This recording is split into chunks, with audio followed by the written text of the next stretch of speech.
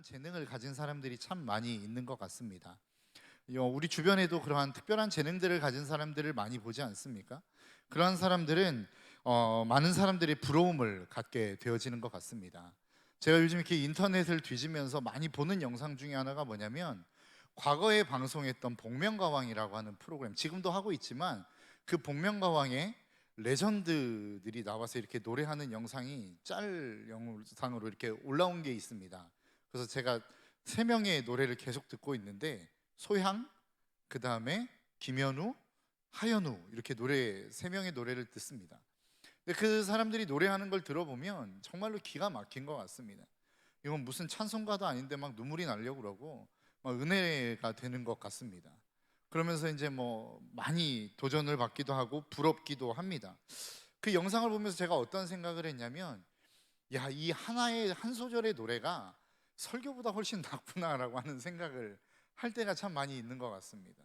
저도 그런 생각들을 좀 한번 해봅니다. 이게 설교 준비도 안 되고 뭐 무슨 설교를 해야 될지 잘 모를 때에 차라리 설교보다 노래 한 곡을 이렇게 불러가지고, 그대여 아무 걱정하지 말아요, 이거 한 몇십 번 불러봤는데 이게 안 되네요. 저는 안 되는 것 같습니다. 예. 그렇게 하면 얼마나 이렇게 사람들이 또 좋아하고 그렇겠습니까? 근데 저는 좀 불가능한 것 같습니다. 안 될 것 같아요. 그러면서 어떤 생각을 하게 되어지냐면, 하나님이 좀 이거 너무 불공평하신 거 아닌가?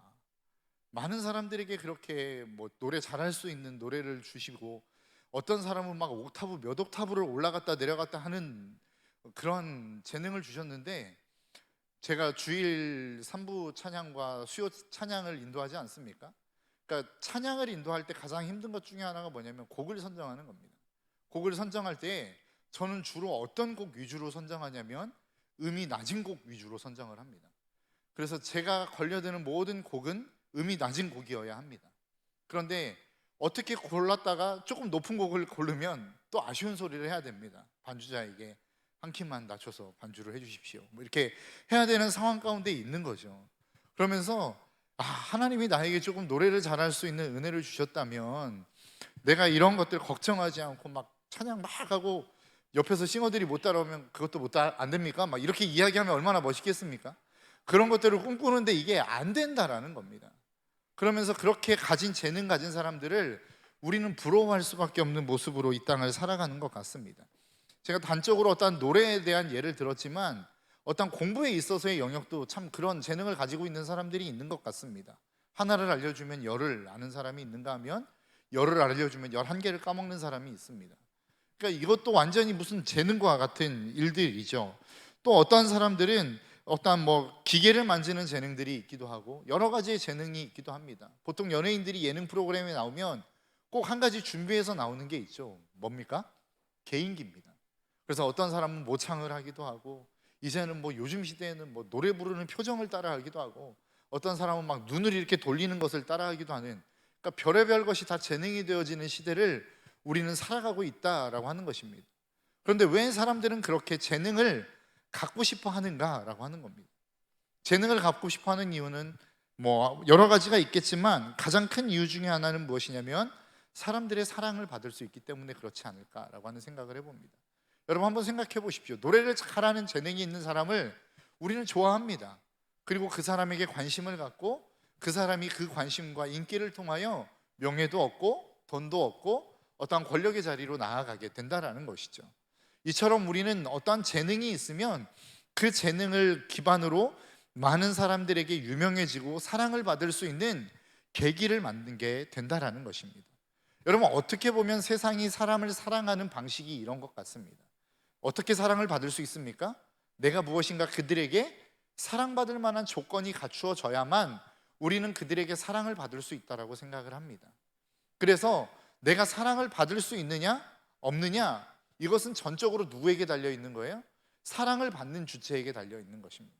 사랑을 하는 사람에게 달려 있는 것이 아니라 사랑을 받는 나에게 내가 사랑을 받을 수 있을 만한 조건이 있느냐 없느냐를 우리는 따진다라는 것이죠. 이게 세상이 사람을 사랑하고 세상을 사랑하는 방식이다라고 하는 것입니다. 그런데 우리가 한번 생각해 봐야 되는 것은, 정말 성경이 이야기하는 사랑이 그러한 사랑인가라고 하는 것입니다. 내가 사랑을 받을 만한 조건이 있어야만 사랑을 받을 수 있고, 내가 사랑을 받을 만한 조건이 없으면 사랑을 받을 수 없는 것, 이게 정말로 하나님이 인간을 향하여 꿈꾸고 있는 꿈꾸는 그 사랑의 모습이냐라고 하는 것이죠. 여러분도 그렇게 생각하지 않습니까? 여러분들의 인생 속에 많은 사람들이 하나님은 당신을 사랑하십니다 라고 이야기하면 여러분들의 내면 속에 들려지는 생각이 뭐예요? 음성이 뭐예요? 하나님이 나 같은 사람을 사랑하셔? 뭐 이런 생각 들지 않습니까? 내가 뭔데? 내가 사랑받을 만한 게 뭐가 있는데 이런 생각이 들지 않더냐라고 하는 것입니다. 여러분, 오늘 본문의 말씀을 보면, 오늘 본문은 하나님이 호세아 선지자를 부르셨고 호세아 선지자에게 말도 안 되는 명령을 내리십니다. 그 명령이 무엇입니까? 너는 음란한 여인을 취하여 그 여인과 결혼해서 음란한 자식을 낳으라는 겁니다. 그런데 또 그 말도 안 되는 명령 앞에 호세아가 나아가서 그 명령 앞에 순종을 또 합니다. 그리고 그 음란한 여인을 데려다가 결혼하고 자식을 셋이나 낳습니다. 그런데 문제는 무엇입니까? 그렇게 잘 살았더라 라고 하고 끝나면 좋은데 그 여인이 집을 버리고 또 나가는 거예요. 그리고 또 음행을 하는 겁니다. 그러면 하나님이 또 뭐라고 말씀하십니까? 너는 그 여인을 또다시 데리고 오라는 겁니다.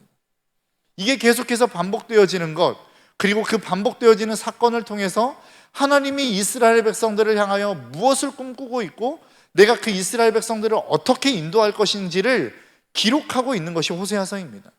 그 가운데 오늘 우리가 읽었던 본문의 말씀은 하나님께서 이스라엘 백성들, 내가 이 이스라엘 백성들에게 이렇게 행할 거야, 내가 너희들을 반드시 이렇게 만들 거야 라고 하는 하나님의 어떠한 의지, 하나님의 결단이 들어있는 말씀입니다. 야, 너희들이 지금 나를 버리고 떠났어. 내가 너희들에게 그렇게 많은 사랑을 주었음에도 불구하고 너희들은 나를 떠났지. 나는 너를 다시를 찾을 거야. 나는 너의 남편이 되고 너는 나의 아내라고 일컬음을 받을 수 있을 만큼 내가 너를 다시 찾아올 거야 라고 하는 하나님의 의지적 결단이 있는 본문, 그게 오늘의 본문의 말씀이라는 것입니다. 그런데 우리가 한번 생각해 봐야 될 것은 무엇이냐면, 이스라엘 백성이 하나님이 그토록 애정을 쏟을 만한 가치가 있는 민족이냐라고 하는 겁니다. 하나님이 정말로 이스라엘 백성들을 사랑할 만한 가치가 있는 백성인가 라고 하는 것입니다. 호세아와 아내 고멜이라고 하는 이 이야기는 어떻게 보면 호세아라고 하는 한 사람의 개인의 문제가 아니라 하나님과 이스라엘 백성들을 이야기하고 있는 내용입니다. 호세아 1장 2절에서는 다음과 같이 말씀하고 있습니다. 주님께서 처음으로 호세아를 시켜 이스라엘 사람들에게 말씀하실 때에 주님께서는 호세아에게 다음과 같이 말씀하셨다. 너는 가서 음란한 여인과 결혼하여 음란한 자식을 낳아라. 이 나라가 주를 버리고 떠나서 음란하게 살고 있기 때문이다. 지금 하나님께서 호세아에게 명령하셨어요. 음란한 여인을 데려다 결혼하고 아이를 낳아라. 그런데 왜 그렇게 하라고 말씀하시냐면 이 백성이 나에게 대해서 그렇게 했기 때문이다 라고 하는 거예요. 그러니까 하나님과 이스라엘 백성과의 관계 속에서 호세아와 고멜이라고 하는 여인의 관계를 빗대어 그들이 지금 하나님을 어떻게 배반하고 있는지를 설명하고 있는 내용이라는 겁니다. 그러니까 그것은 단순하게 이스라엘 백성과 하나님과의 관계를 뛰어넘어 오늘날의 우리와 나라고 하는 한 사람과 하나님과의 관계를 설명하고 있는 내용이라는 것이죠. 하나님이 우리를 그토록 데려다 놓기를 원하고 있고 하나님 앞으로 끌어다 놔 하나님의 축복과 은혜를 쏟아 부었음에도 불구하고 우리는 그 하나님을 떠나서 또다시 세상을 섬기고 세상과 버타여 살아가는 우리의 모습을 끊임없이 말씀하고 있는 것, 이게 호세아의 말씀이라는 것입니다. 여러분들의 인생 속에 그러한 모습들이 있지 않습니까? 여러분들의 삶 속에도 그러한 모습들이 있지 않습니까? 하나님이 여러분들을 축복하셨고 하나님이 여러분들에게 은혜를 베푸셨고 하나님이 여러분들에게 사랑을 주셨음에도 불구하고 우리는 어떻게 합니까? 나는 하나님보다는 세상이 좋아요 라고 하며 세상을 향하여 나아가지 않더냐라고 하는 것입니다. 하나님이 주신 축복들을 가지고 우리는 세상을 섬기고 세상의 우상을 섬기는데 써버리고 있지 않더냐라고 하는 것이죠. 오늘 이스라엘 백성들이 그랬다라는 거예요. 읽지는 않았지만 호세아 2장 8절에서 이렇게 이야기합니다. 바로 내가 그에게 곡식과 포도주와 기름을 주었으며 또 내가 그에게 은과 금을 넉넉하게 주었으나 그는 그것을 전혀 모르고 그 금과 은으로 바알의 우상을 만들었다. 여러분, 우리의 모습 아닙니까? 하나님이 우리에게 쓸만한 것들을 주셨어요. 먹을 만한 것들을 주셨어요. 이 땅 가운데 풍성히 누릴 만한 그 무엇인가를 주셨다고요. 그런데 우리는 그것을 도리어 바꾸어 하나님께 영광을 돌리는 무엇이 아닌 무엇으로 사용합니까? 내가 즐기고 이 세상에 우상을 만들어내는 이런 모습들로 우리는 사용하고 있지 않더냐라고 하는 것이죠. 그것은 어떻게 보면 이스라엘 백성과 우리의 모습이 동일한 모습이라는 거예요. 그러니까 하나님이 어떻게 보면 레위기에서 말씀하시는 것처럼 가늠한 여인, 돌로 쳐 죽여도 모자랄 그 여인을 하나님이 지금 뭐라고 말씀하고 있는 겁니까? 계속 데려다가 돈 주고 사다가 다시 그 아내를 사랑하고 또 아이를 낳으라고 말씀하고 있는 거예요. 여러분, 사랑을 받을 만해서 그를 사랑한 것이 아니라는 겁니다. 그가 무엇인가 돌이켰기 때문에 그를 돈 주고 사와 아내로 삼은 게 아니었다라는 거예요. 하나님의 일방적인 사랑이었고 하나님의 일방적인 의지였다라고 하는 것입니다. 여러분, 하나님의 사랑이 그러한 것이라는 거예요. 우리는 그런데 그 하나님의 사랑을 왜곡한다라는 것이죠. 왜요? 우리가 지금까지 봐왔던 사랑 가운데 그런 사랑은 없었어요. 한 번도 내가 사랑받을 만한 자격을 갖추지 못했는데 사랑을 받아본 경험이 없는 거라고요. 한 번도 내가 어떠한 잘한 것이 없는데도 불구하고 괜찮아, 내가 너를 사랑해 라고 하는 이야기를 들어본 적이 없어요. 한 번도 이 세상 가운데 존재하지 않는 사랑이었기 때문에 하나님이 너를 이렇게 사랑해 라고 이야기하면 우리는 그 사랑이 어색한 거라고요. 왜요? 하나님이 나 같은 사람을 뭐 때문에 왜 사랑하신대요? 라고 우리는 반문하는 거라고요. 왜 하나님이 우리를 사랑하는지는 저도 잘 모르겠습니다. 그러나 한 가지 분명한 것은 그 하나님이 저와 여러분들을 사랑하고 있다라는 것입니다. 우리가 이것을 놓치기 시작하면 우리는 그 하나님의 사랑이 무엇인지 모르고 신앙생활이 부담이 되어질 수밖에 없는 거예요. 왜요? 우리는 끊임없이 하나님의 사랑을 받기 위하여 또다시 무엇인가를 해야 되는 존재가 되기 때문에 그렇습니다. 지금 여러분이 이 자리에 나와 예배하는 이 예배가 그런 모습으로 나와 있는 것 아닙니까? 내가 예배를 드려야만 하나님이 나를 사랑하실 것 같으니까, 내가 기도의 자리에 나아가야만 하나님이 나를 축복하실 것 같으니까, 내가 봉사해야만 무엇인가 나에게 얻고 있는 이것들을 하나님이 빼앗아 가시지 않을 것 같으니까 내가 예배하고 있고 기도하고 있고 봉사하고 있는 것 아니더냐라고 하는 것입니다. 이것은 신앙생활 잘못하고 있는 겁니다. 이것은 신앙이 무엇인지 모르고 하나님의 사랑이 무엇인지조차 모르는 신앙생활이라고요. 왜요? 하나님은 이미 우리를 사랑하신다라고 말씀하고 있어요. 내가 무엇을 해서가 아니라, 내가 어떠한 업적을 이루어서가 아니라, 내가 어떠한 행위를 하고 있기 때문이 아니라 그냥 하나님은 내가 존재하는 그 존재만으로 하나님은 저와 여러분들을 사랑하고 있다라고 말씀하고 있기 때문에 그렇습니다. 그런데 우리는 뭐라고 생각합니까? 내가 무엇인가 하나님 앞에 사랑받을 만한 것들을 해야 된다라는 강박관념이 있지 않더냐라고 하는 거예요. 그렇기 때문에 우리의 신앙생활이 힘든 거예요. 그렇기 때문에 우리의 신앙생활을 우리는 누리지 못하는 거라고요. 하나님의 사랑이 있음에도 그 사랑을 우리는 누리지 못하는 거라고요.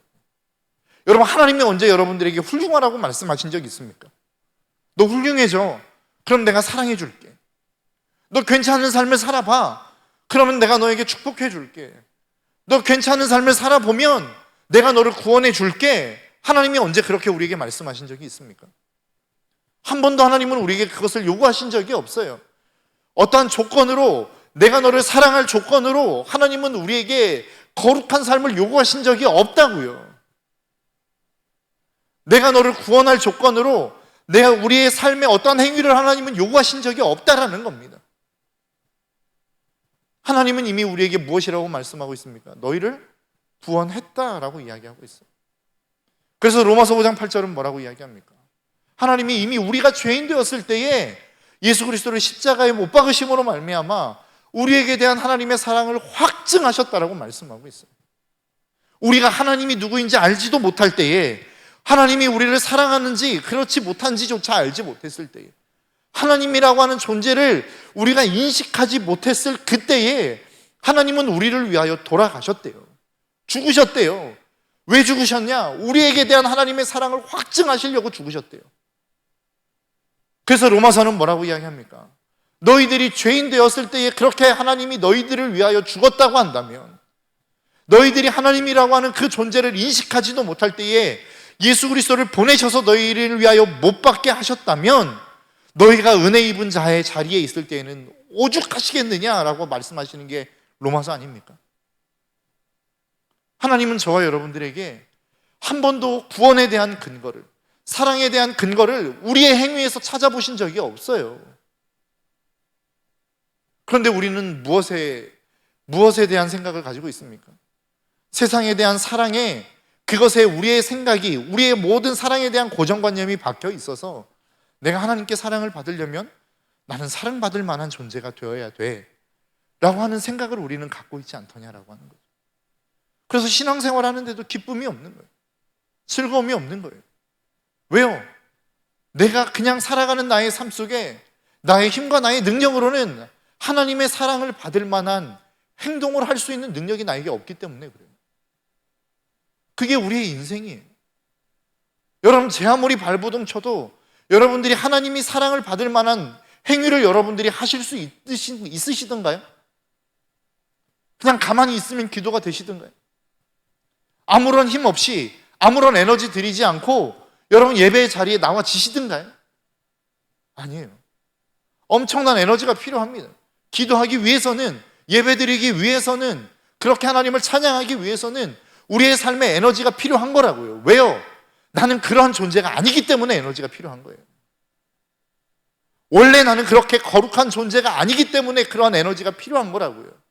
그걸 다른 말로 이야기하면 내가 아무리 발버둥 쳐도 내 안에서는 하나님께 사랑을 받을 만한 조건을 갖출 수 있는 모습이 내 안에는 없음을 이야기하는 겁니다. 그래서 우리는 뭐라고 생각해요? 나는 하나님께 축복을 받으려면, 사랑을 받으려면 열심히 기도해야 돼. 내가 더 많은 사람들을 전도하면 하나님이 나를 더 사랑하실 거야. 이런 생각들이 있지 않습니까? 아닙니다. 성경이 우리에게 말씀하시는 내용은 그게 아니에요. 그럼 우리는 뭐라고 생각합니까? 그럼 기도 안 해도 됩니까? 그럼 말씀 안 읽어도 되겠네요? 예배 드리지 않아도 괜찮겠네요? 이렇게 생각한다라는 거예요. 아닙니다. 예배 필요합니다. 기도도 필요합니다. 모든 것들이 다 필요하다고요. 그런데 그 이전에 먼저 해야 될 게 있다는 거예요. 뭐가 필요합니까? 하나님의 사랑을 확인하는 겁니다. 여러분, 옛말에 고기도 먹어본 사람이 먹는다고 이야기하죠. 사랑도 받아본 사람이 사랑을 할 수 있는 겁니다. 내가 어떠한 사역을 하고 이 땅 가운데 신앙인으로 삶을 살아가기 위해서 우리에게 필요한 게 무엇입니까? 더 많은 것들, 더 많은 행위가 필요한 게 아니라 하나님의 사랑을 받는 게 필요하다.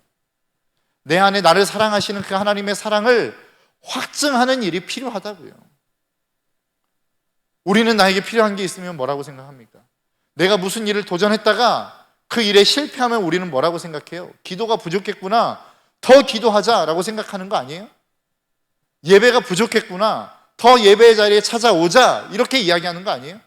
그 이야기는 뭐가 마음 가운데 박혀 있는 거예요? 어떤 생각이 들어있는 거예요? 내가 이렇게 해야만 하나님이 이렇게 움직이신다라고 하는 생각이 들어있는 것 아닙니까? 그런데 여러분, 뒤집어서 생각해 볼까요? 우리가 기도하지 않으면 하나님 일 안 하십니까? 우리가 예배하지 않으면 이 땅을 하나님이 축복하시지 않으십니까? 이 땅을 고치시지 않으십니까? 저는 그렇다고 생각하지 않습니다. 또 이야기 듣고, 이 설교 듣고, 그럼 기도 안 해도 되겠네요. 기도하지 맙시다. 뭐 이렇게 이야기하면 전 좀 곤란해지겠죠. 여러분, 우리가 예배해야 되는 이유가 뭐예요? 우리가 기도해야 되는 이유가 뭐예요? 기도의 자리에서 왜 회복이 됩니까? 기도했기 때문에 회복이 되는 거예요? 예배를 드렸기 때문에 회복이 되는 거예요? 아니에요. 내가 행위를 했기 때문에 주님이 그 행위를 받으시고 회복시키는 게 아니라고요. 기도를 하면 내 안에 뭐가 확증이 돼요? 하나님이 나를 사랑하시는구나라고 하는 이 하나님의 사랑이 내 안에 확신이 되는 거라고요. 그 하나님이 사랑이 나를 회복시키는 거예요. 예배를 드리면 하나님이 진짜 나를 사랑하실까라고 갈등하고 흔들리던 내 마음과 믿음이 확신에 차게 되어지는 거라고요. 나는 이 모양 이 꼴이지만 그럼에도 불구하고 하나님이 나를 사랑하시는구나, 이 사랑이 내 안에 확증이 되니까 회복이 되는 거라고요. 우리는 자꾸 착각해요. 내가 예배를 드렸으니까 하나님이 이 행위 때문에 회복시키시겠지. 천만의 말씀입니다. 행위가 절대 우리의 모습을 회복시키지 못해요. 우리를 회복시킬 수 있는 것은 단 하나뿐이에요. 하나님의 사랑. 그 하나님의 사랑을 내가 확신할 때에만 내 영혼이 회복될 수 있는 거예요. 왜 예배가 중요합니까? 왜 기도가 중요합니까? 예배의 자리에서, 기도의 자리에서 하나님의 사랑을 확증해낼 수 있기 때문에 그래요. 기도의 자리에서 하나님이 나를 사랑하신다라고 하는 음성이 들려지기 때문이라고요. 예배의 자리에서 내가 너를 사랑한다라고 하는 이 음성이 들려지기 때문에 예배가 중요한 거예요. 그 음성을 들어야만 우리가 세상 가운데 수많은 믿음의 부딪힘이 있고 믿음의 선한 싸움이 있을 때에 이겨낼 수 있는 거라고요. 우리에게 무엇이 힘을 줍니까? 다른 어떤 행위가 힘을 주는 것이 아니라 하나님의 사랑이 우리에게 힘을 주는 거예요. 마태복음 3장에 보면 예수님이 세례를 받고 올라오시는 장면이 나옵니다.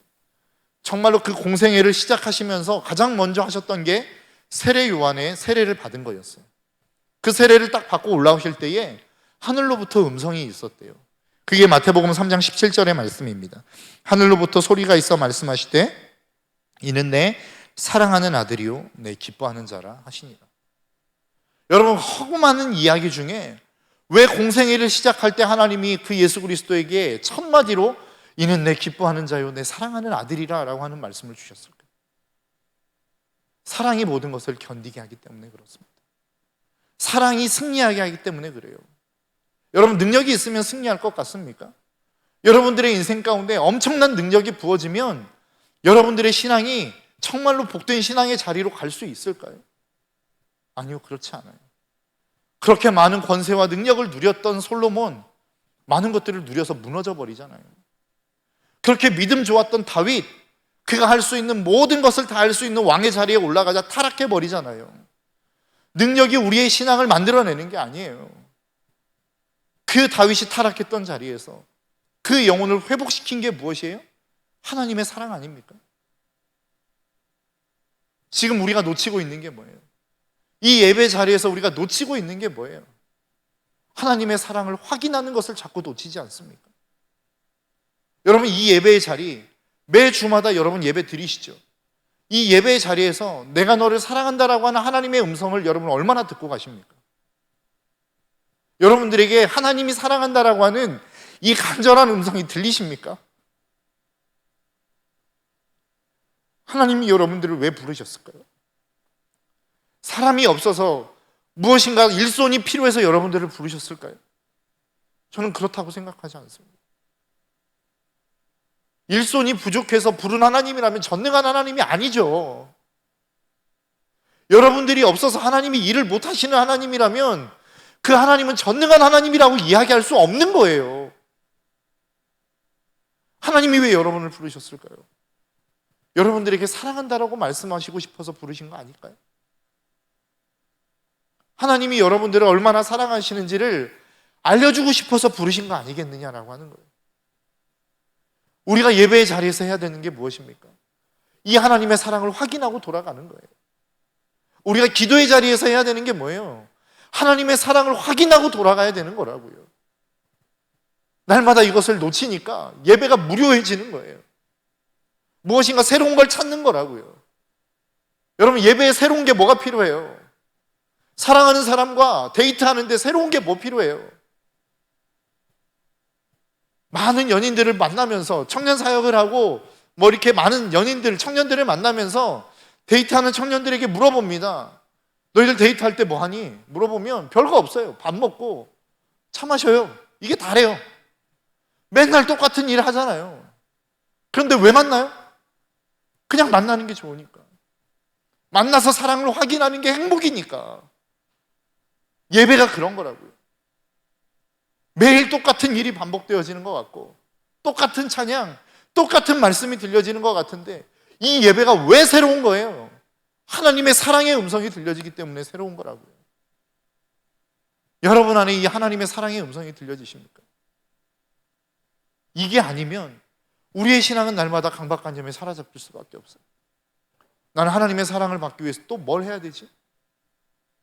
나는 또 하나님의 눈에 들기 위해서 어떤 일을 행해야 되지? 하나님을 만족시키기 위해서 나는 또 무엇을 해야 하나? 이 고민하다가 내 스스로 무너져 버리면 또 좌절하는 거예요. 그래, 나는 하나님의 사랑을 받을 수 없지.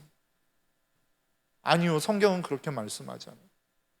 네가 사랑의 조건이 있어서, 네가 사랑받을 만한 어떤 것이 있어서 내가 너를 사랑한 게 아니라 나는 네가 그냥 그 자체만으로 사랑스러워.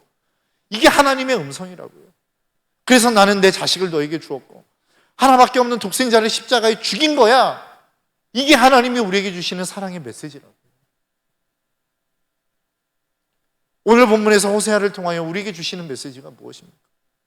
고멜이라고 하는 여인, 그 여인이 거룩하고 무엇인가 그 인생이 고귀한 인생이어서 하나님이 그 인생을 자꾸만 데려오라고 말씀하시나요? 아니요, 그렇지 않아요.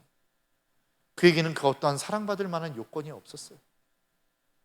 우리도 마찬가지입니다. 우리가 하나님 앞에 무엇인가 사랑받을 만한 요건이 있습니까? 그런데 하나님이 뭐라고 말씀하시는 거예요? 나는 너의 하나님이라고 반드시 너의 입술을 통하여 들을 거야. 하나님의 의지가 담겨 있는 거예요. 여러분들을 끌고 가시겠다는 거예요. 네가 사랑받을 만한 조건이 없어도 내가 사랑하기에 너를 나와 사랑의 교제의 관계로 끌어올 거야. 이게 하나님의 의지라고요. 여러분들을 향한 하나님의 결단입니다. 하나님은 이미 여러분들에게 하나님의 의지를 보여주셨어요. 이제 무엇이 필요합니까? 여러분들의 결단이 필요합니다. 여러분, 이 자리에서 이제 앞으로도 여러분들이 드려야 될 수많은 예배들이 있겠죠. 여러분들이 하나님 앞에 드려야 될 엄청난 많은 양의 찬양들이 있을 겁니다. 봉사도 해야 될 것이고 기도도 해야 될 것이고 예배도 드려셔야 될 거예요. 그럼 그 예배의 자리에서 우리는 무엇을 얻고 돌아갈 것인가? 하나님, 나 봉사했어요. 나 이렇게 봉사했어요. 잘했죠? 이거는 두 번째 이야기.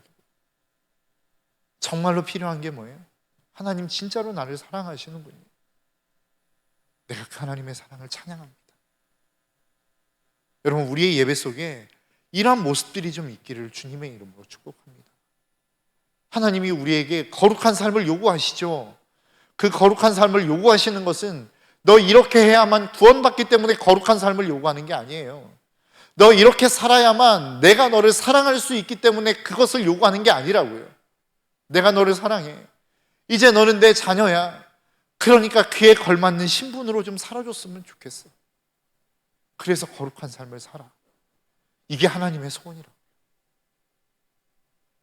여러분, 저와 여러분들의 인생 속에 이 하나님의 음성이 들려질 수 있기를 주님의 이름으로 축복합니다. 왜 하나님이 계속해서 사랑을 이야기할까요? 요한복음 21장에 보면 예수님이 베드로를 부르시는 내용이 나옵니다. 그것이 요한복음 21장 15절로 17절까지의 말씀입니다. 제가 읽어드릴게요. 그들이 아침을 먹은 후에 뒤에 예수께서 시몬 베드로에게 물으셨다. 요한의 아들 시몬아, 내가 이 사람들보다 나를 더 사랑하느냐? 베드로가 대답하였다. 주님, 그렇습니다. 내가 주님을 사랑하는 줄을 주님께서 아십니다. 예수께서 그에게 말씀하셨다. 내 어린 양 떼를 먹여라. 예수께서 두 번째로 그에게 물으셨다. 요한의 아들 시몬아, 내가 나를 사랑하느냐? 베드로가 대답하였다. 주님, 그렇습니다. 내가 주님을 사랑하는 줄을 주님께서 아십니다. 예수께서 그에게 말씀하셨다. 내 양 떼를 쳐라. 예수께서 세 번째로 물으셨다. 요한의 아들 시몬아, 내가 나를 사랑하느냐? 그때 베드로는 예수께서 내가 나를 사랑하느냐 하고 세 번이나 물으심으로 불안해서 주님께서 모든 것을 아십니다. 그러므로 내가 주님을 사랑하는 줄을 주님께서 아십니다 하고 대답하였다. 예수께서 그에게 말씀하셨다. 내 양떼를 먹여라. 여러분, 베드로에게 예수님이 많은 것 질문하셨습니까? 많은 것들 요구하셨습니까? 아닙니다. 베드로에게 던진 질문은 단 하나예요. 네가 나를 사랑하느냐? 네가 나를 사랑하느냐? 오늘도 하나님이 저와 여러분들에게 던지시는 질문은 동일하다고 생각합니다. 너 나를 위해서 무엇 할 수 있어? 너 나 위해서 얼마나 많은 열매를 맺었어? 하나님 이거 물어보시지 않아요?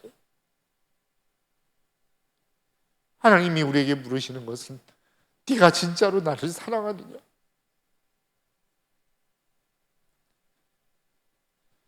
우리는 하나님을 사랑하는 것 빼고는 다 아는 것 같습니다. 봉사도 하고 헌신도 해요. 근데 진짜 하나님이 우리를 사랑하시고 하나님에게 우리에게 요구하시는 게 그걸까요? 봉사를 넘어서 하나님을 사랑하는 것을 원하십니다. 하나님을 사랑하지 않고 억지로 하는 봉사, 저는 하나님이 기뻐하시지 않을 거라고 생각해요. 마음에도 없는 봉사, 무엇인가 하나님 앞에 딜하기 위해서 하는 봉사, 저는 하나님 별로 기뻐하시지 않을 것 같아요. 여러분 기뻐하시겠습니까? 누군가 내가 정말로 좋아하는 사람이 있어요. 그런데 내가 돈이 많아서 그것 때문에 나를 좋아한다면 여러분 기쁘세요? 저는 하나님도 마찬가지일 거라고 생각합니다. 봉사보다 더 중요한 게 뭐예요? 하나님을 사랑하는 겁니다. 그 하나님 앞에 우리의 마음을 드리는 겁니다. 전 인격적으로 그 하나님 앞에 다가가는 것입니다. 여러분 우리에게 필요한 게 무엇입니까? 하나님의 사랑을 확인하는 겁니다. 내가 먼저 주를 사랑한 게 아니에요. 우리가 먼저 하나님을 사랑한 것이 아니라 그 하나님이 먼저 우리를 사랑하셨다라고 말씀하고 있어요. 다른 말로 이야기하면 그 하나님의 사랑이 내 안에 확인되어야만 나도 그 하나님을 사랑하는 자리로 나아갈 수 있다는 겁니다.